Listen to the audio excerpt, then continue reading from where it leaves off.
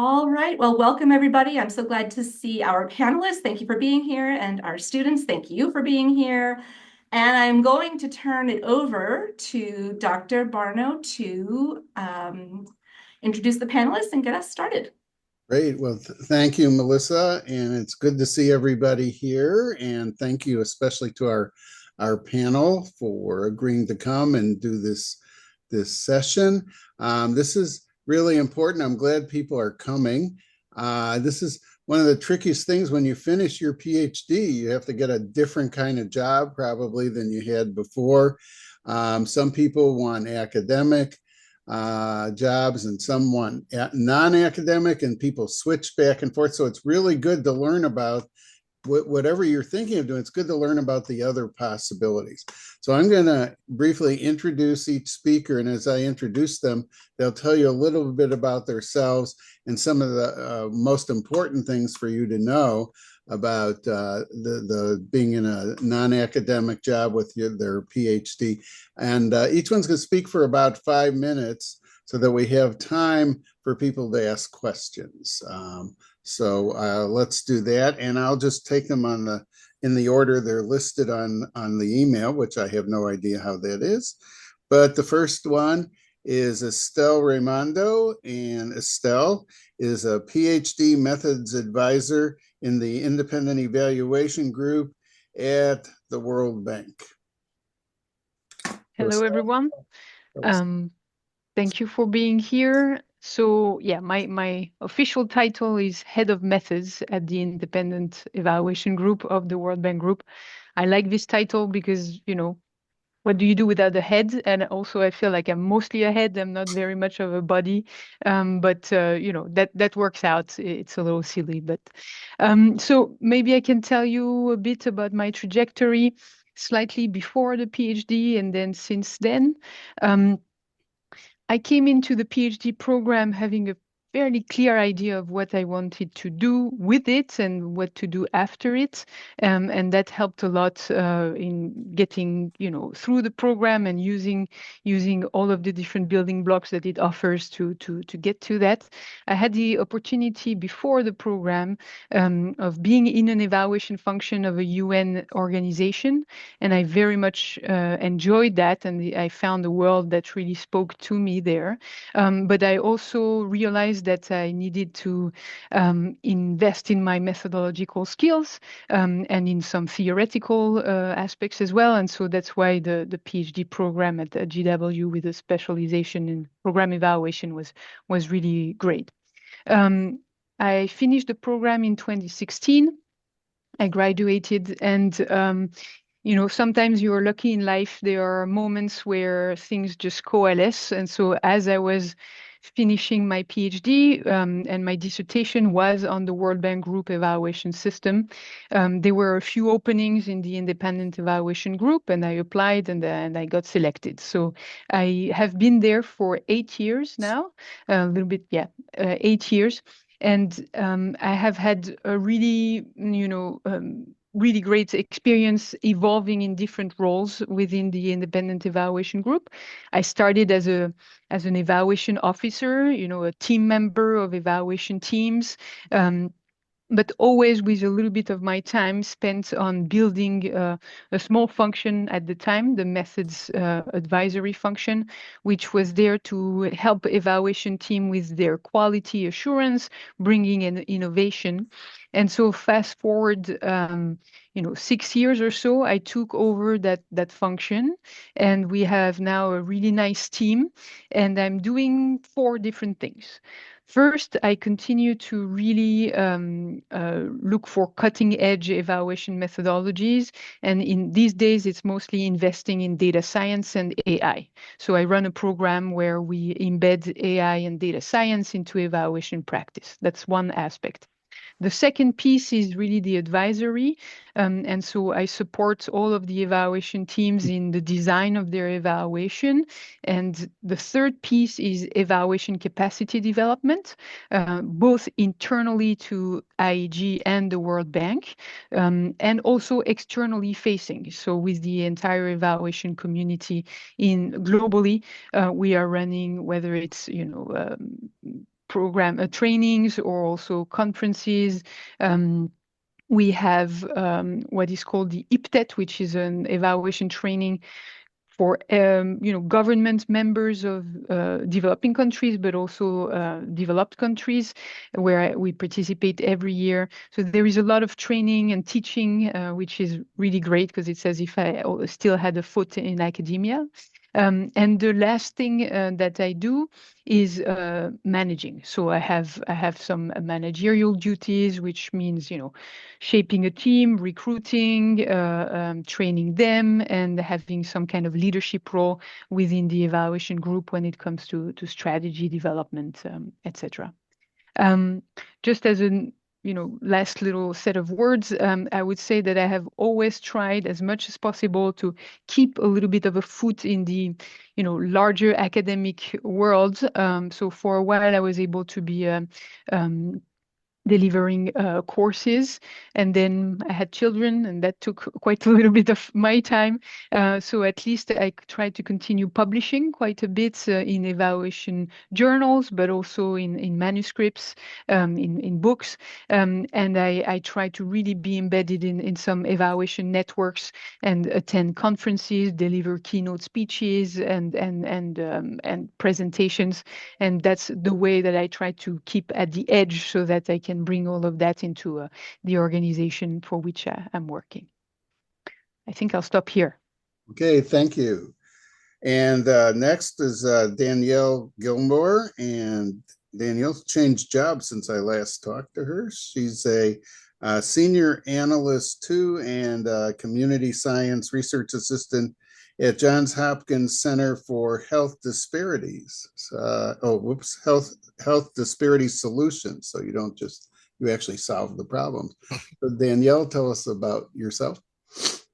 Yeah, so I've also recently had a title change. I'm now an associate in community science. Oh, good. At community science, we do the science of community. So it's really about how to integrate rigorous evaluation practices, including participatory methods, community-based participatory research, and ways that center equity that allow for us to measure and enact systems change. Largely the work that I do is with nonprofits, philanthropic organizations, and helping to evaluate their grant making strategies and portfolios, as well as government agencies. And at Johns Hopkins University, the research that I do there really centers around Black men's health specifically, and really what it looks like to design research that's specific to understanding the unique factors of this socio-demographic group.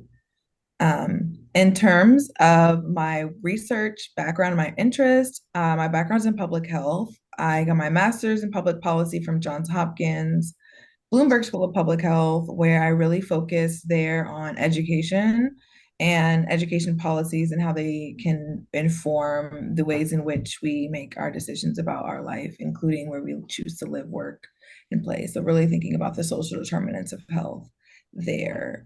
That's where I started to shift into program evaluation because from a public health background, a lot of times the talk is around the moral issue or the kind of moral argument, so to speak, and realizing that when you're shifting into policy, evaluation is really the language of policymakers. It's really the way that you're able to say, this is working, this is not working, this is where, resources should be diverted or not. This is how you can be more efficient and more equitable in the ways in which you're doing things. And so I would say that a lot of the work that I do now really centers on that. While I was at GW, I was really interested in qualitative methods and using qualitative methodologies to evaluate programs. And so I actually ended up taking courses in the School of Education to do my methods. And so I have formal training in phenomenology, which is the study of lived experience. And so the research and the evaluation that I do really centers around how it is that you can use the experience of program participants, stakeholders, community, and ways that inform the development and evaluation of policies and programs. In terms of recommend, connecting, I would start with speaking with your classmates because a lot of your classmates are going to become your future colleagues. in various places and spaces. So building connections with your classmates, building connections with other PhD students and candidates across various cohorts, as mentioned before, going to conferences. That's another way to stay engaged and involved, continuing to publish. And as a student, there's often opportunities for you to start publishing now, thinking about ways that you can modify some of the research that you're already doing. While I was a PhD student at GW, I managed to publish 3 papers based on research that I had written and developed in coursework. And so there are opportunities for you to graduate already having publications that put you in a place to help you be a little bit more competitive when it's time for you to enter the job market. Like Estelle, I still do have one foot in academia, and I think that that's really useful to help manage the continuing education. And so you're able to stay up to date with the latest current methodologies. Going to conferences and things will also help with that. And I am here to answer any questions that you may have later. Okay, thank you, Danielle. And it's interesting, Danielle's, her dissertation was largely in the education area and her studies, and now you're back in health. So it's good to be versatile. Next is Jody Herman, who's a PhD scholar at the Scholar of Public Policy, I'm sorry, at the Williams Institute, which is in the UCLA School of Law. So that sounds intriguing. Yeah, thank you. I'll just tell a little bit about myself and my journey to where I ended up, and also happy to answer questions that anyone might have. So yeah, I'm a senior scholar of public policy at a research center called the Williams Institute at the UCLA School of Law. And the Williams Institute opened around 2001. And with the mission of producing rigorous research on sexual orientation and gender identity law and policy issues, with the goal of having policy debates about LGBT people be based on facts rather than prejudice. And back in 2001 was before a huge kerfuffle about same-sex marriage. And we did a study, a longitudinal study of the children of lesbian parents that was actually quite helpful many years down the line in the Obergefell decision. So it's which legalized same-sex marriage across the United States. So we do research that's like kind of very short and trying to shorten term and length and trying to meet the moment for our current policy debate. But we also have longitudinal studies like that one that might not pay off until many years later. But you know, it has value, obviously. So, you know, we're known at Williams for our demographic studies and our economic impact assessments. Economic impact of marriage was something that we did for a while, and now look at the economic impact of discrimination. And we branched out since the beginning to a variety of different policy areas, including bringing on some senior scholars that are more focused on public health. So yeah, so that's us, and I'm happy to answer more questions about Williams if people are interested in it. So I completed my PhD in 2010, public policy and public administration. My field was gender and social policy. And my dissertation focused on discrimination protections for trans people in the area of public accommodations, particularly. This wasn't really a salient topic at the time. It wasn't really in the news then, but frankly, I got some strange looks from people when I said, "Oh, you know, I'm studying trans people's access to bathrooms and laws to protect them," and I, you know, like I said, I got some strange looks, but I think people get it now. It's obviously a topic that is in the news now, and I have to say that the faculty were tremendously supportive of my pursuing that topic, even though it didn't really it seemed maybe kind of odd at the time. But yeah, so I finished in 2010 and then I did a 2-year fellowship at the Williams Institute. I was working under Gary Gates, who is a demographer, and under Lee Badgett in economics, learning how they do their work. And then I was actually hired on to expand the Institute's research on gender identity law and policy issues. And I've been there ever since, and it's been fantastic. So I work on a few things. I do population estimates for the trans population and establish demographic characteristics. We have been in an information poor environment on that population, so we try to fill in the gaps with fancy statistical modeling. I do survey research and measures of gender identity for population-based surveys. I'm also co-principal investigator of the US Trans Survey, which is the largest survey of trans people in the US. And I've studied various topics relevant to current policy debates, like risk factors for suicidality for trans folks. And like, we just released something on the impact of voter ID laws on trans voters. I also work on local needs assessments using community-based participant action approaches. And I sometimes work with our legal team to write amicus briefs, and I serve as an expert witness sometimes. I work with our communications team to engage with media. And I provide technical assistance for organizations and agencies and sometimes just individuals.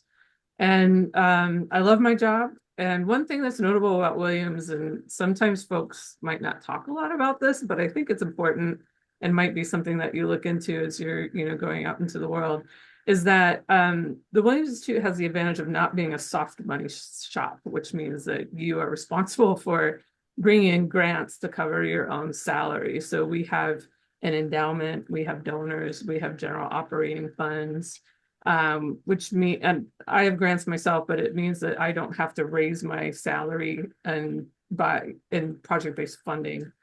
And that gives us the flexibility to be responsive to like current policy needs. But there are a lot of soft money shops out there, and if you like grant writing, that might be the way to go. But I particularly don't like grant writing. So that might be something that you want to think about in regards to like how research centers or consulting firms operate. And so, yeah, that's me, and I'm happy to answer questions and talk in a breakout room. Great, thank you.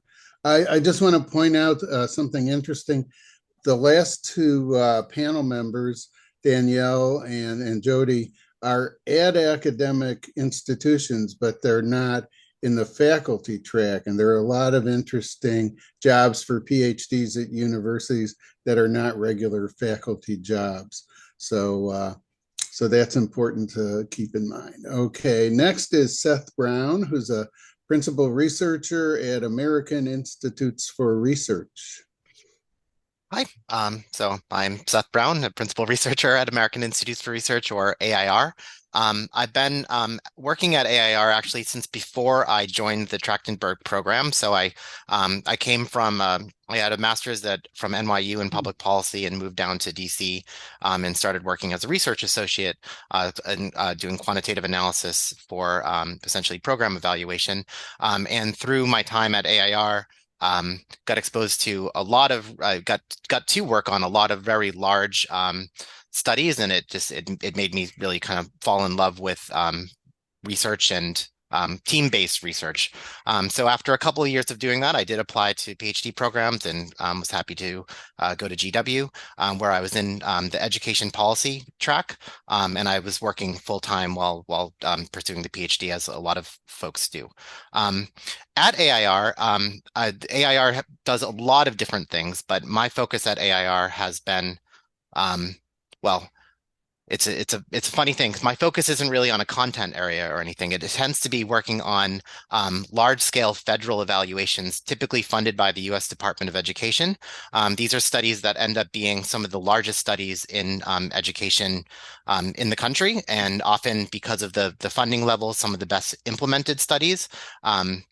I won't go through all of them, but I'll say right now I'm working on two of the largest impact evaluations in education that have ever been conducted, at least when you think dollar-wise. So one is as a sort of lead on the quantitative side and data collection on a study that's evaluating two different approaches to multi-tiered systems of support in reading. It's an impact evaluation that we were in 8 school districts. We started implementing just after COVID, just after folks were getting back into school, but sort of still during the pandemic, and implemented from the 2021-22 through the 2023-24 school years, and working with about 121 schools. And did very extensive data collections there, and we're now in the current process of analyzing the data. And I'm a project leader on a study that's looking at the impacts of 2 different transition support programs for students with disabilities to help them to see whether or not they are effective at improving students' life after high school, essentially. When I started at so I said I came to GW really enjoying the work that I was doing, but when I was at GW, man, I did really strongly consider and got had some conversations with staff about pursuing going into a more academic track. I love academia. My background before going to AIR was in philosophy, and I love everything sort of academic. But what I've really the reason why I stayed at AIR. And why I think I'll stay here for quite some time is the sort of team-based nature of the work that we do. I work on very large teams and typically lead large teams of, sometimes the projects will have 120 plus people working on them. On the data collection that I ran, we actually had to hire about 150 people across the country, train them, monitor them in testing about 16,000 students individually over the course of several years and whatnot. But beyond like that sort of scale, like I work very closely with several other colleagues at AIR, different people depending on the project. But it's a collaborative sort of effort to try to make these really, really large scale efforts, research projects get implemented well, and so we can get findings that are policy relevant and can inform the field. So I'm happy to stop there and answer other questions as we get into the group chats. Okay, thanks, Seth. And our final panel member is Robin McKinnon, who has a new job. She's the acting director for the Nutrition Center of Excellence at the FDA, Federal Drug Administration, or Food and Drug. Food and Drug Administration. That's it. Okay, thanks, Robin. Great. Thanks so much, and thanks for the invitation to join today. So, as Dr. Barno mentioned, I'm currently serving as the acting director for the newly established Nutrition Center of Excellence at the FDA and the also newly established Human Foods Program. So we've just actually undergone the largest reorganization in the agency's history, like almost 8,000 people simultaneously were reorganized, but we're in a good place now. So just a little bit about me. I graduated with my PhD in 2009. My focus was always very much on obesity, nutrition, physical activity policy, and my dissertation was on obesity as market failure and estimating the lifetime costs of obesity in the US. So all of my academic training, undergraduate, at my master's program, at PhD, public policy, public administration, political science, but I've had a pretty non-linear career, so I'll talk a little bit about that. But I've been with FDA coming up on 10 years now, and now I'm in a management role in this newly established center within the Human Foods Program. And you could think of the Human Foods Program as like the F in FDA. So it's the food of the Food and Drug Administration. Regulates the safety and labeling of about 80% of the US food supply. And not everybody knows, but FDA has a really important role and important authorities in nutrition to help reduce the burden of diet-related chronic disease in the US. And so just some of the things that you might be aware of to provide some context that either in process or have been done, things like removing artificial trans fats from the US food supply, probably, averting tens of thousands of cases of heart disease. And one of the things I've been very involved in is reducing sodium in the food supply. Most of the sodium in our current food supply is from processed packaged foods, and too much sodium increases your risk for heart disease, for hypertension, cardiovascular disease. And there are ways that we can bring it down in the food supply by providing targets to industry. But there have been other things like updating the nutrition facts label to add information there about added sugars, for instance, and calorie labeling and restaurants, menu labeling, and now working on a front of package nutrition labeling initiative to give all consumers access to like quick signals about nutrition information on the front of packages. I'll say that science, nutrition, policy, it's always been a passion for me. And being able to work on improving public health through supporting healthier diets, that's something I've always been passionate about. And the translation of nutrition science into regulations and policy. So the types of things that I've done in my last 10 years, I've worked on helping to write rules and regulations and guidance documents. Lately, I've been doing more in communications and engaging with a pretty wide variety of external groups from within FDA, within the Department of Health and Human Services, beyond into the federal government, industry, White House colleagues sometimes, working with public health groups. And I've also recently been doing some media interviews in the last year or so. But before I was at FDA, I was at the NIH at the National Cancer Institute for about 10 years and worked there on obesity policy research. And then I was, for the last 2 years, on detail to the Office of the Assistant Secretary for Health, worked on things like the former First Lady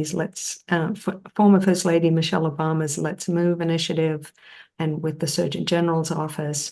I will say I started at the NIH at the Cancer Institute while I was still a PhD student. And it was through connections that I made at the Trachtenberg School. So networking can be incredibly important. But before that, I kind of referenced this before, but my initial career out of undergrad is that I was in the tech sector. I started first at IBM in Australia. You may be able to hear. I'm not originally from here, but through that role, working through with IBM, I transitioned to the US and worked in Silicon Valley. I was always active, training for triathlons, reading about food policy for fun. And then in the end, I'm like, this is just not really doing it for me. And so I went back to school mid-career, did an MPA and then the PhD at the Trachtenberg School. I'd always been very clear that I was not interested immediately in going into academia, but I did want the option. So, and I will say it's been incredibly helpful. I don't think I fully appreciated how valuable it was going to be doing the PhD, in the ability and I feel like I'm a much better consumer of nutrition science. I'm always reading academic papers, being able to read those with a critical eye, and then work with an amazing team to help translate that into guidance and policy, all in service of trying to help all Americans be healthier and at least have the option to choose healthier diets. So I'll pause there. Look forward to additional discussions with everybody. Thank you. So, well, we have a really interesting and diverse group of people with working in all kinds of different places. I guess the only thing we're missing is anybody working at a for-profit consulting or research firm. I did that for 8 years. That's right, you did that, didn't you, Danielle, for a while? So anyway, if people want to ask about that, Danielle knows, and feel free to contact me after the session if you have questions about the for-profit sector. I can tell you how I made a lot of money and then lost it when the company went bankrupt. It was very sad. Okay, so let's open it up for questions, and because I think it's better to hear what you have to ask rather than what I think is interesting. So who wants to start? Well, I'll give you a moment to figure out. I'll ask a question, and Melissa, I think, has some questions as well. Do you think that your training, getting a PhD, has enabled you to do a good job in the work you're doing? And is it sort of what you expected, or have there been some big surprises? I don't know who wants to answer that. I'll jump in to start. I think there hasn't been any big surprises, I'll say. But I think that the work what I learned through the PhD program, so the learning part of it, and then the actual credentialing of the PhD, I think have both helped tremendously. The first I care about a bit more, because that's why I wanted to learn more about quantitative methods and other things like that. And was really nice was that like a lot of the coursework that I was doing during GW mapped on to exactly what I was doing at my job at the time. So the two were kind of just melded really together. I was taking stuff from GW and bringing it to work, and I was taking stuff that I was learning at work and bringing it into coursework. I think that like sort of the advancement that I had through the PhD program in understanding methods more, econometrics and other things, has helped me grow tremendously in my job, and I think has opened me up into letting me feel more confident about taking on additional roles that before I might have been a bit shy about taking or nervous or unsure. So I think it has helped me tremendously. I think the credentialing as well, though, was as a big factor. In my work, we pursue request for proposals and do grant work. And so, it has allowed me to be bid in roles that I think before I would have otherwise had a hard time being accepted in. Thanks, Seth. Anyone else want to answer that question? Okay. Odia has a couple questions. You want I think Danielle was about to say something. Oh, did Danielle, were you going to say Yes. something? I missed you. No, you're fine. I would say that in terms of the learning, it has been useful in some areas, but I think in other areas it's been a little bit more of an growth gap because a lot of the work that I do at community science is qualitative. And so having to go out of the Trachtenberg school to get the qualitative skills and methodology, I'm really glad I did that, especially because a lot of the people at community science are quant trained traditionally. And so being able to bring in the qualitative methodology lens and being able to kind of run that and set those standards has been really useful. And I find myself pulling from the coursework that I took while I was a PhD student to develop some of those things. And so I would just add that that piece has been really useful. I think that in terms of credentialing, the biggest thing that I've noticed is that I have a voice at the table and not just a seat at the table. In terms of there are other associates who have master's degrees, they do the same work as I do. But if I raise questions about methodology, or if I push back about how certain strategies may, look or how we may, go about doing those things, I notice that I have a lot less pushback because I have the credential versus someone who's doing similar work that has a master's degree. Thanks. Anyone else want to answer this one? Maybe I'll just add, I mean, with having a PhD or some kind of terminal degree is a prerequisite for what I'm doing. So there's no way I wouldn't be qualified to be doing the work that I'm doing without the credential. Okay. So we've got questions. It's good. People have opened up. We've got first Odia, and then we've got Leonard, and then we've got Sierra. So let's go in that order. Odia. Yeah, sure. Hello, everyone. I wasn't expecting to get on the mic today, but hello. Thank you for being here. I have two questions. One is kind of more related to the skills you acquired during the program and what's been most valuable in your career, and like what are things that you wish you kind of nurtured a little bit more, or just paid more attention to while you were in the program, because there are a lot of moving parts. And the second question is I kind of think of the context of some of the work we do is very heavy, and there are real people involved. These aren't made up stories. And yes, we look at data a lot, so it can kind of make us forget about the human part of it all. Um, but the human part of it all is very real and heavy. So kind of how you manage that and balance work and life.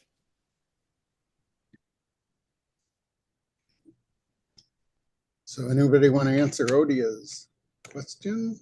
I can start. I'll start with the last one first. I have no work-life balance, so I absolutely cannot. You should not do what I do, which is work all the time. I advise against it. But I think if I recall correctly, you were asking like what skills have been helpful that we learned, and what have we wished that we had maybe done more of.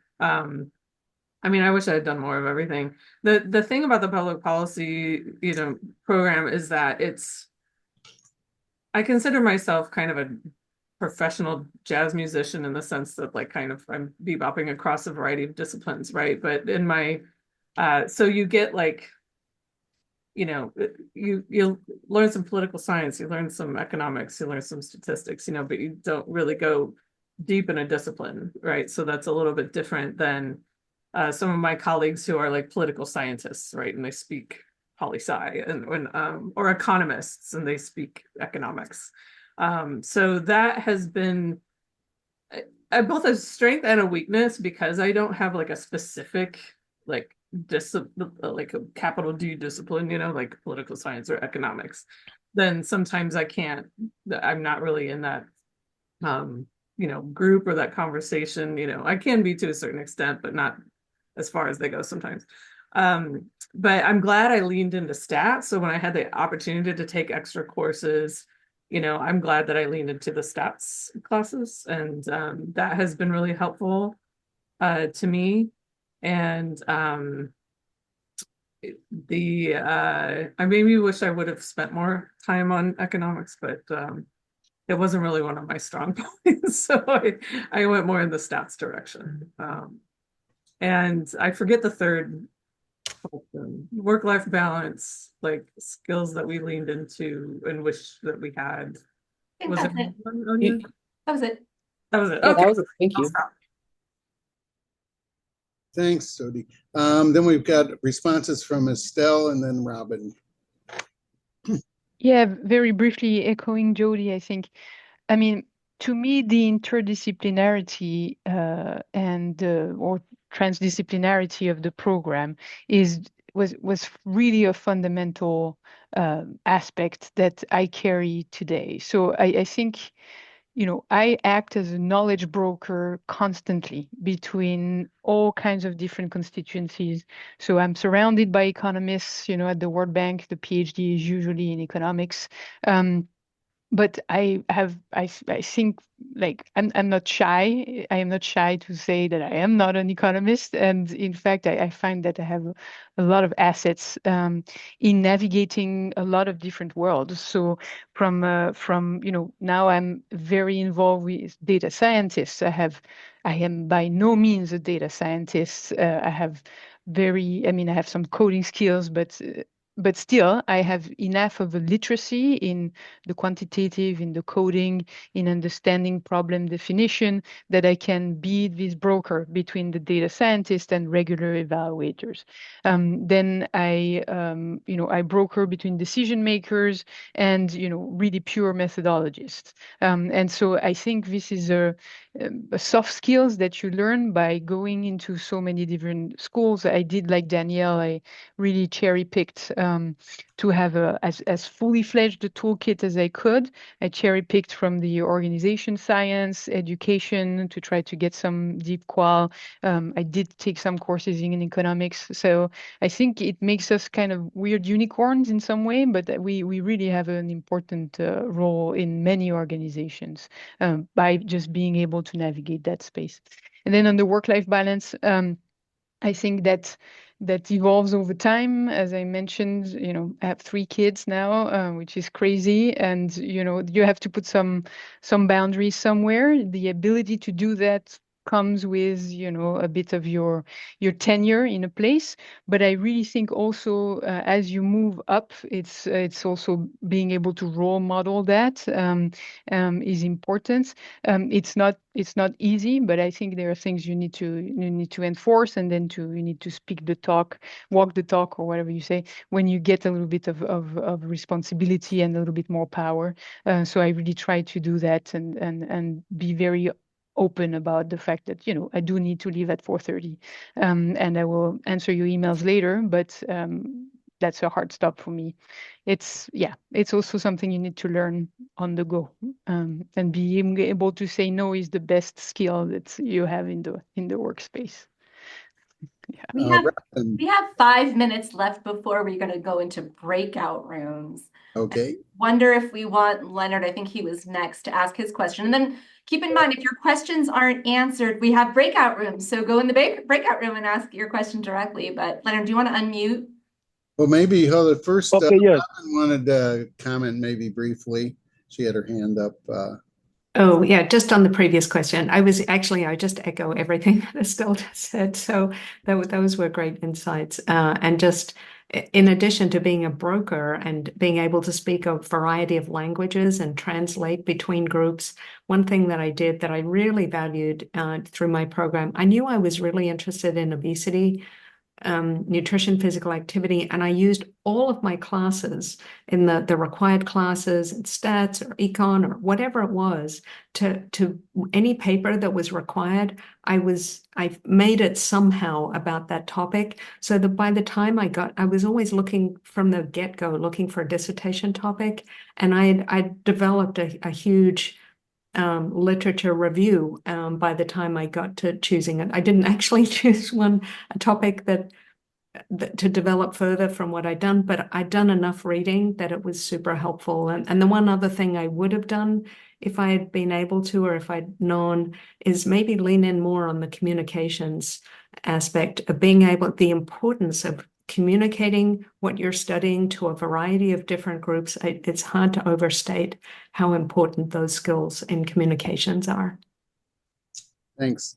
Okay, Leonard, and unfortunately, we've got a couple people who submitted comments, questions in the comments, but maybe you can pick the panel member who will be best and go into that group. Okay, Leonard, can you ask quickly? Yes, please. Hi, good afternoon, everyone, or good evening. I'm Leonard. I'm based in Washington, D.C., and I connected a bit late, but I think I heard the last two interventions.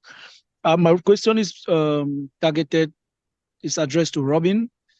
I think she mentioned something about being from Australia and integrating into the United States workplace.